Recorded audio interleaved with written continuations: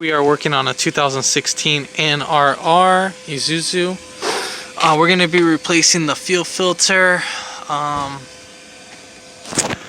Could have sworn that this was the water separator, but correct me if I'm wrong. So they did supply me with the fuel filter, but right here, right there, could have sworn that this was the fuel filter. Or maybe this might be the water separator. Comment below, let me know what you guys think that is. So I would like to know what it is actually.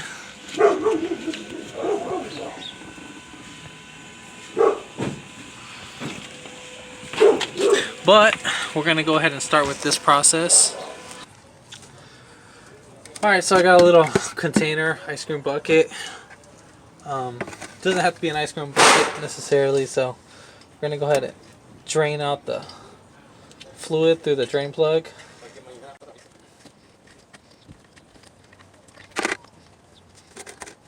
Then we're gonna go ahead and disconnect the connector. Now we're gonna go ahead and take off this connector piece. I'm just gonna use some pliers on this. Obviously righty tighty, lefty loosey.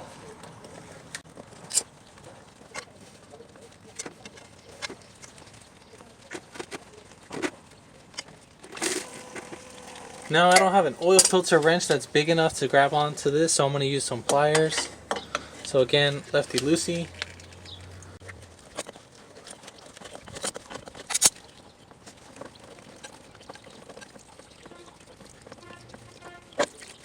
Alright, so now we're going to go ahead and install our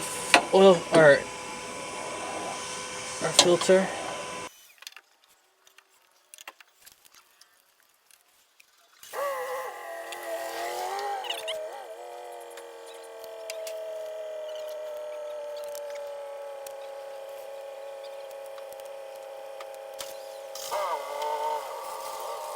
So I had to seat in the filter or the gasket first, and then I'm able to screw in this guy. Hopefully I don't have no issues with it.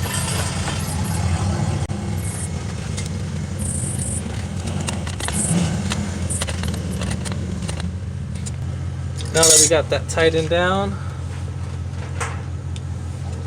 this guy came with the new O-ring, so we're going to go ahead and replace that O-ring. And then we're going to go ahead and just tighten this back down.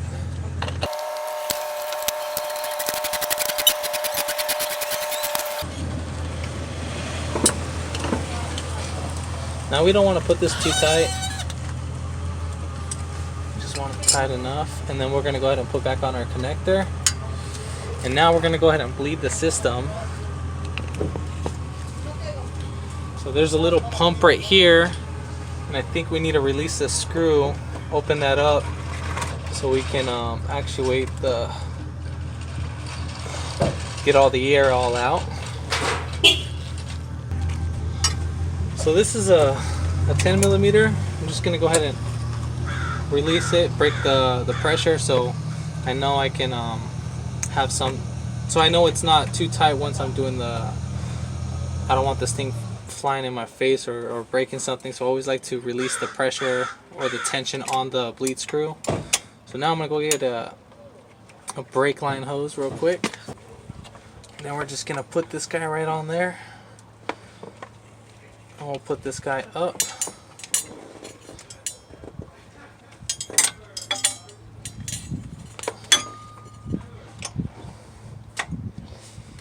So now we're gonna go ahead and pump.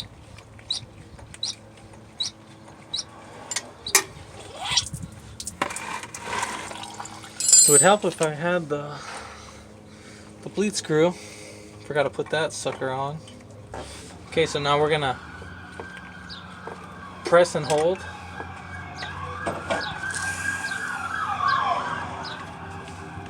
And then pump it again. Now what I'm doing is I'm trying to get all the air out just in case, so we don't have no air in the system.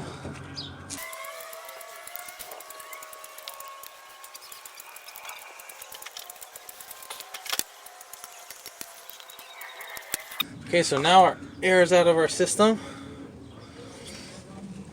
So this helps out so it doesn't make a mess.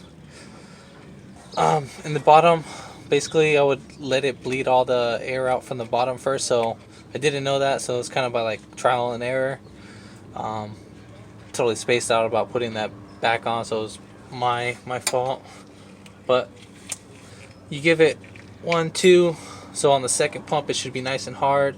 But as you're pumping out the air, you need to press and hold this down so that the air gets released, and then you close back the bleed screw, and then you start pumping again. Do not release it if you have the bleed screw open, because that will bring back air in the system. If it's the same as a brake system. So that's how I'm kind of taking this procedure. So if this video helped you out, give it a thumbs up, comment below, and hit that subscribe button for more upcoming videos in the future. And thanks for watching.